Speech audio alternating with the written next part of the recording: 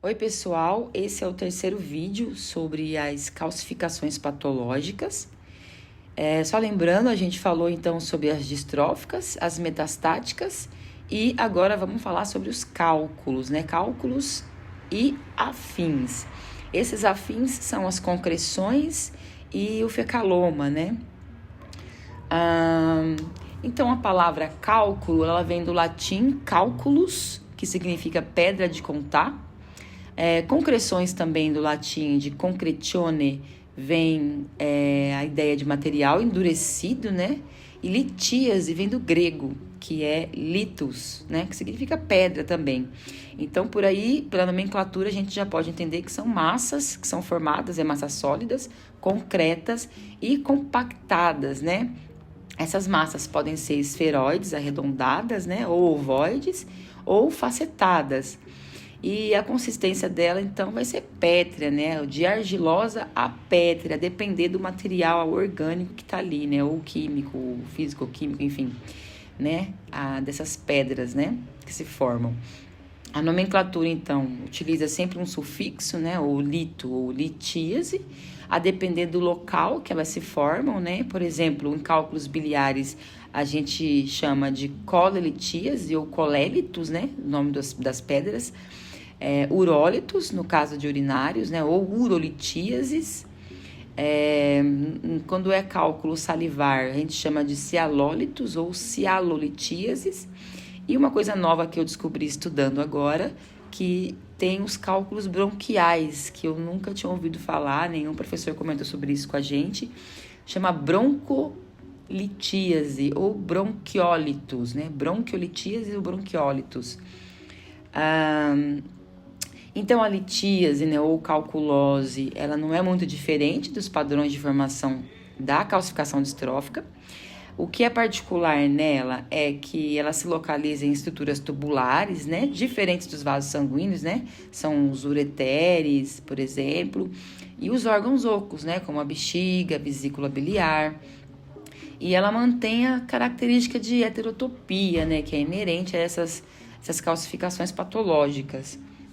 Então, a calculose, por exemplo, né, ela pode levar a uma obstrução, né, lesão, né, da região ali onde eles se formam, esses cálculos, e infecção também, né, infecção de ductos, principalmente do pâncreas, da glândula salivar, do trato urinário, né, do trato biliar e da próstata também.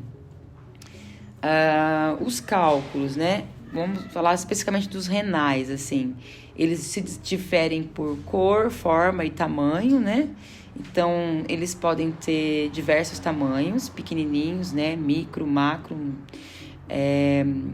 Eles podem ter a superfície lisa ou rugosa, né? Alguns formam com umas facetas, assim, meio quadriculares, outros bem arredondados mesmo, lisinhos, e outros rugosas, né, como se fossem uns espinhos, assim, que acredito eu que seja o mais doloroso de expelir para os animais, né. Então, eles podem ser encontrados nos cálices renais, na pelve, na bexiga, né, depende muito do local ali que eles se formam. E eles são classificados em função de localização, né, como nos rins nefrolitos, o ureterolitos, que é no ureter, né? Urocystólitos, né? Que é mais na bexiga, né? E, como eu disse, quanto à forma, né? Liso, facetado, piramidais, laminados, ramificados.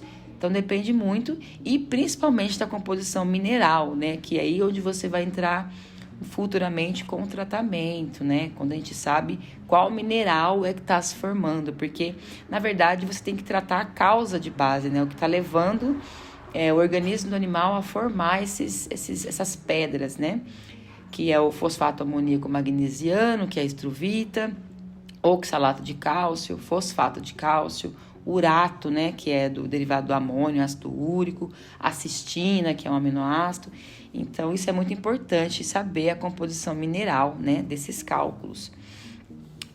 A formação dele, existem várias teorias, assim, algumas não tão aceitas, outras mais aceitas. Então, não tem uma um padrão específico que é internacionalmente aceito. Então, tem várias teorias, né?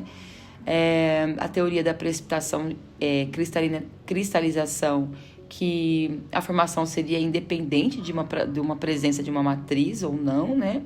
Daí envolve supersaturação, né, dos cristais urinários, com precipitação, né, desses cristais e formação de um núcleo.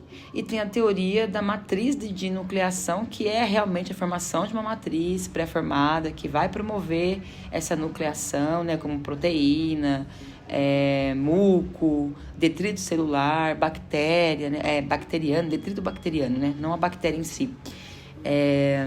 Então varia muito, né, a fisiopatologia da formação desses cálculos, né? Mas se tem a ideia de que há uma formação de um núcleo e um crescimento, né, que vai determinar o tamanho do cálculo. Os fenômenos que estão geralmente associados, que favorecem a formação de cálculo, é o aumento da concentração de componentes minerais nos rins, né? A modificação do pH urinário e a presença ou não de bactérias, né? A gente tem também as piloconcreções, né? Que também são chamadas de tricobezoares. São formações a partir de ingestão de pelos, né? Ou fitobezoares, que daí se formam a partir da celulose, de vegetais, né?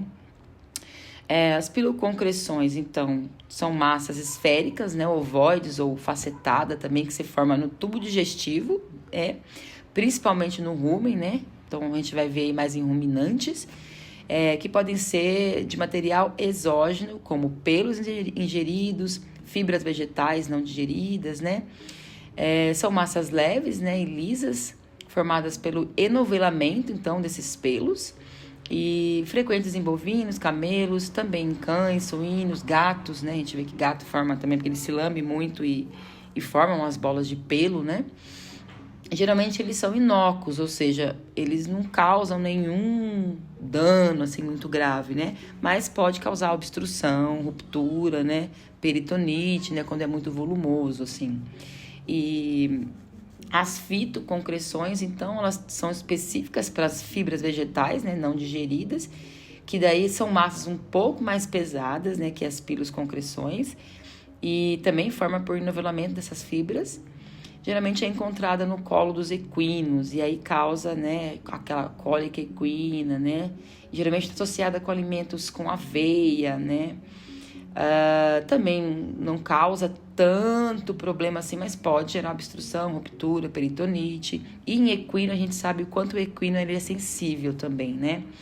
Então tudo que causa uma patologia e causa cólica no equino é preocupante, tem que se ficar de olho, né?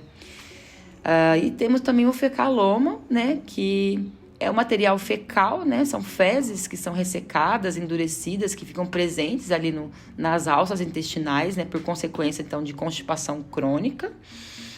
E também pode ser chamado de fecálito, né, quando vira realmente essa pedra e tal. Assim como pode ocorrer no ser humano, por diminuição de peristaltismo, né, pouca ingestão de água também, de líquidos, né, e geralmente associado com animal idoso, né, ou com dificuldade locomotora, principalmente doenças de coluna vertebral, né, quando vai favorecer essa diminuição do peristaltismo, né, da musculatura do intestino, de mover, então, essas fezes, né, até a saída dela pelo ânus. As complicações, então, pode ser um megacólon, ou ruptura, né, do segmento intestinal onde o fecaloma se forma, estase intestinal e por aí vai, né? No início da formação tem como tratar com medicamento, né, como a lactulona, se eu não me engano, é um medicamento que vai ajudar a amolecer essas fezes e fazer com que ela possa ser expelida, né, pelo ânus. Mas com o passar do tempo ela vai realmente formando uma massa pétrea muito endurecida, que o peristaltismo não vai dar conta de empurrar ali, né, no movimento normal, orgânico, e aí o tratamento tem que ser cirúrgico realmente, remover, né, por enterostomia ou algum outro tipo de cirurgia que é mais adequada para cada caso, né. E é isso. Muito obrigada, pessoal. Até o próximo vídeo.